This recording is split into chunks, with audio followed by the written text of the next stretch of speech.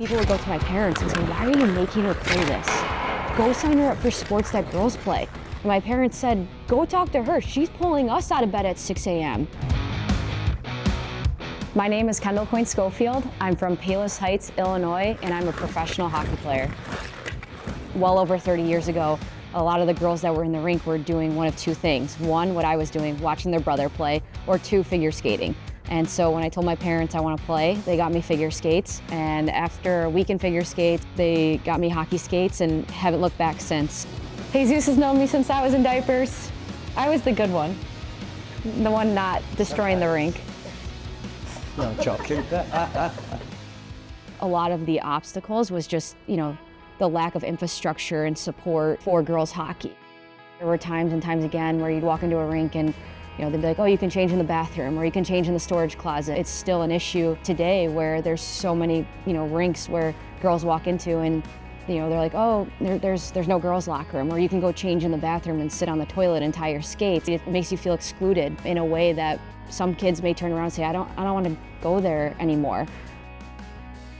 Growing up, there weren't a lot of girls, right? And it was predominantly for boys, and I heard that, felt that, saw that, was treated like that. But at the same time, I knew when I stepped on the ice, there was no place I'd rather be, and there's nothing I loved more as a kid than being on the ice, skating fast, and just playing the game.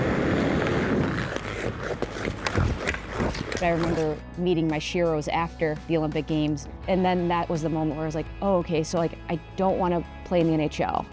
I want to win a gold medal, I want to go to the Olympic Games, because that's what I saw. And in 1998, women's hockey made its debut in the Olympic Games, and that transcended the sport, that transcended my dream of wanting to become an Olympian, wanting to win a gold medal. And so, as Billie Jean King always says, you need to see it to be it.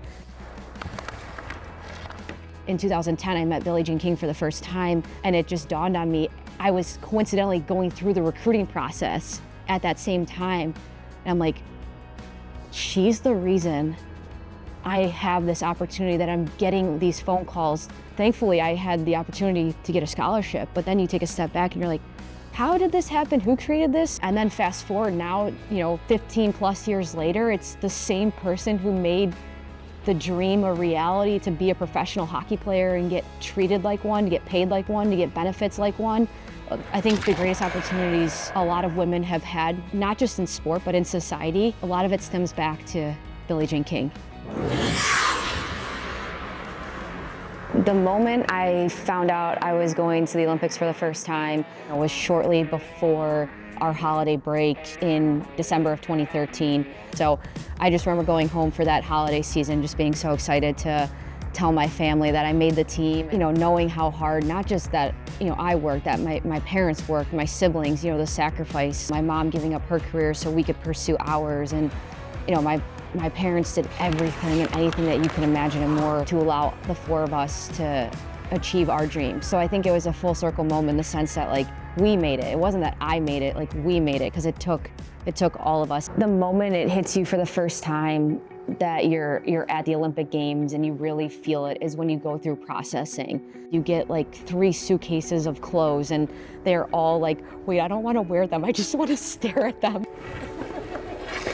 When you go to the Olympics, you're not USA Hockey anymore, you're Team USA, and you're part of one of the greatest delegations in the world. You look left, you look right, your teammates have your back, and you're on this world stage, and mistakes are going to happen. But we're there to pick each other up, we're there to have each other's back, and no mistake is made alone. Most of us played against each other in our youth days, and I will tell you, we all love playing with each other a lot more than playing against each other. 2016, when I wrapped up my NCAA career, I was able to start a hockey camp with my name. And the reason behind starting the camp was the impact that going to Cami Granado's camp had on me as a 7-year-old. It was at that camp where I saw 100 girls who played hockey from all over came into this camp. It was right after the Olympics. I held her gold medal. I saw her Team USA bag, her gloves, her skates, her tracksuit, met her teammates.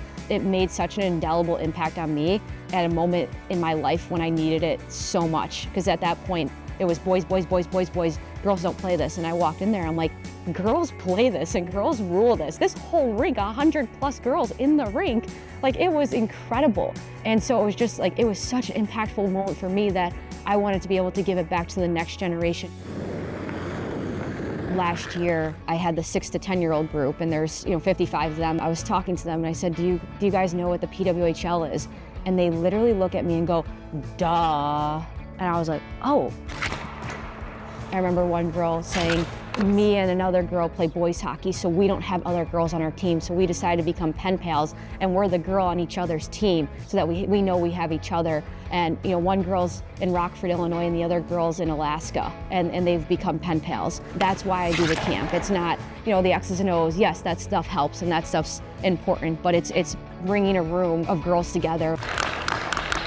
Being a mom and a professional hockey player has been the greatest part of my journey. You get home and my son's so excited to see me. He doesn't care if we won or we lost. He wants me to sit there and play with him. He wants to go on a bike ride. He wants to, sit and be with mom. The first time I skated with him was actually on the same ice I put my first pair of skates on. Got him on the ice and he loved it. I think that's the one thing I saw right away. It was like, I know that look, I know that feeling, I can see it through you. He just lit up and didn't want to get off the ice.